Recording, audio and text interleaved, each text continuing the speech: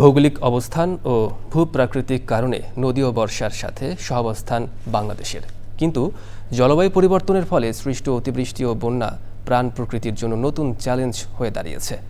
বিশেষজ্ঞরা বলছেন, বিজ্ঞানসম্মত পরিকল্পনা, অবকাঠামো সংস্কার, প্রকৃতি নির্ভর সমাধান এবং জনগণের অংশগ্রহণে দুর্যোগের ক্ষয়ক্ষতি কমানো সম্ভব। অতিবৃষ্টি ও বন্যা নিয়ে আফরোজা হাসির ডেস্ক রিপোর্ট।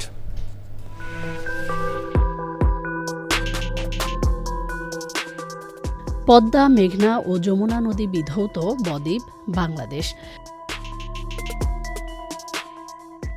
ভূপ্রাকৃতিক কারণে সারা দেশে ছড়িয়ে ছিটিয়ে আছে নদীনালা, খালবিল, হাওর বাওরের এক জটিল জলজ নেটওয়ার্ক, যা বর্ষায় একদিকে প্রাণের সঞ্চার করে, অন্যদিকে অতিবৃষ্টি ও উজানের ঢলে বৃদ্ধি পায় বন্যার ঝুঁকি।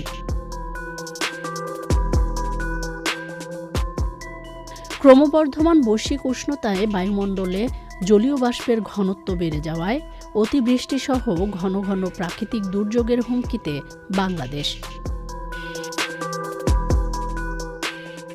সমুদ্রপৃষ্ঠের উচ্চতা বৃদ্ধির ফলে উপকূলে বাড়ছে জোয়ারের পানির অনুপ্রবেশ।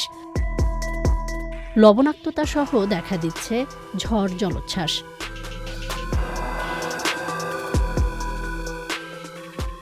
খাল, জলাশয় ভরাট ও অপর্যাপ্ত ড্রেনেজ ব্যবস্থায় পানি নিষ্কাশন ব্যাহত হওয়ায় শহরাঞ্চলে দেখা দিচ্ছে দীর্ঘস্থায়ী জলাবদ্ধতা।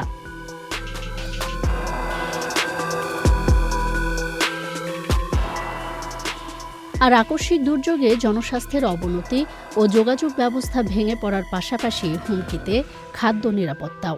শুরু হয় আর্থসামাজিক পশ্চাৎপদতা।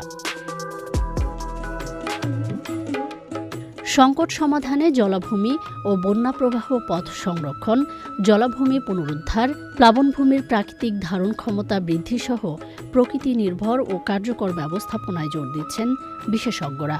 তবেই নিশ্চিত হবে টেকসই ভবিষ্যৎ। আফরোজা হাসি, চ্যানেল আই।